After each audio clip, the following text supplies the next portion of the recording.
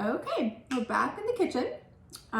This is my kitchen and we're gonna make dandelion tea to go along with the dandelion and seed activities we've done this week. The first thing I'm gonna do while this water is warm is I'm going to dissolve the sugar in the water, in the warm water. So this is about a cup of warm water. And this is probably a fourth a cup of sugar.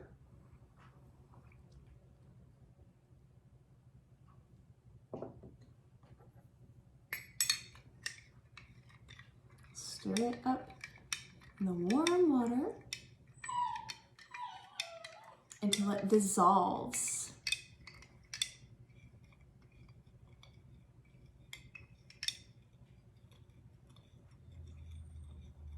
You'll know it is dissolved when you cannot see the sugar anymore.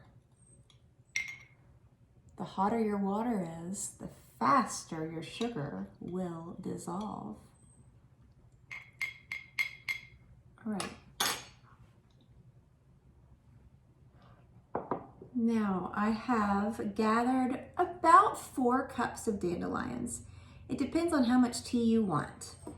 I'm going to make my tea in this size pitcher. I'll pour my hot water in. Now, I wanted to add lemon and lime to my tea, but all of my lemon and limes were molded. Ugh! So I will not be able to do that, but if you want to add lemon and lime juice after you juice them, then now would be the time to add that, but I don't have it, so I'm gonna go ahead and add my cold water. I have about 4 cups of cold water here.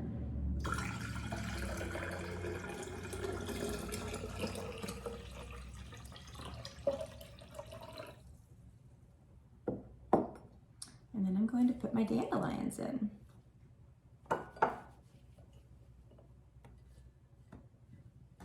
Now, part of the tea making process is you will have to let the tea steep. So allowing time for the water, the warm water, to suck out all of the flavor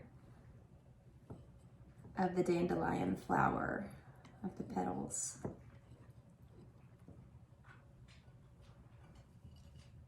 When I was out gathering dandelions this morning, I noticed that so many of them looked like this. And I just wondered if it was because it was so cold today, so cold this morning, that the dandelions shriveled up or closed up to keep warm, or maybe to protect the pollen that's inside that is so important for the bees. I'm not quite sure. So that's that.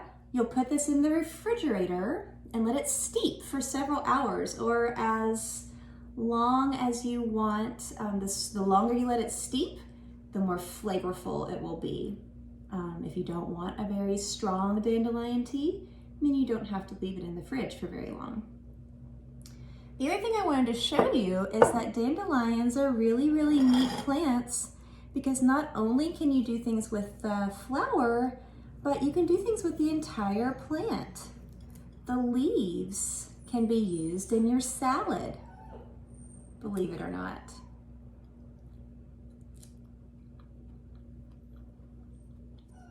Tastes like lettuce. And then the thing I didn't really know is you can use the root of the dandelion.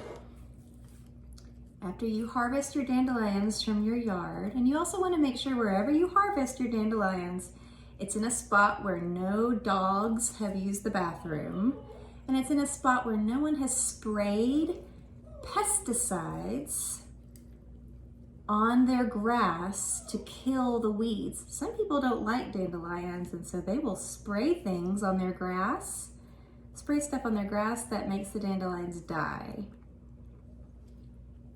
But if you can find a place where none of that has happened, and you can harvest your dandelion all the way down to the root, then they say, now I've never eaten dandelion root, you could make tea with the root. You could cook the root on your stovetop along with the leaves.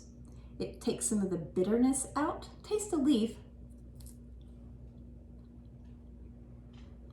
It has a bitter flavor to it. I've never had dandelion root.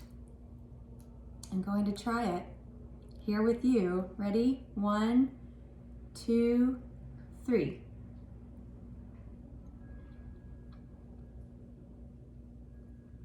Doesn't really have much flavor.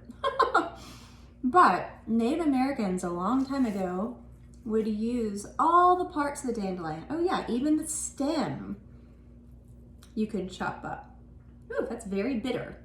So if you wanted to cook with it, look for some recipes that will make it maybe not so bitter. And maybe once it starts to cook on the stovetop, some of that bitter flavor will be released.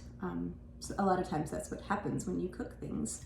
But anyway, Native Americans would use the stem, they would use the leaf, they would use the root and the flower for lots of different medicinal purposes. I read if you have a tummy ache, it's good for a tummy ache.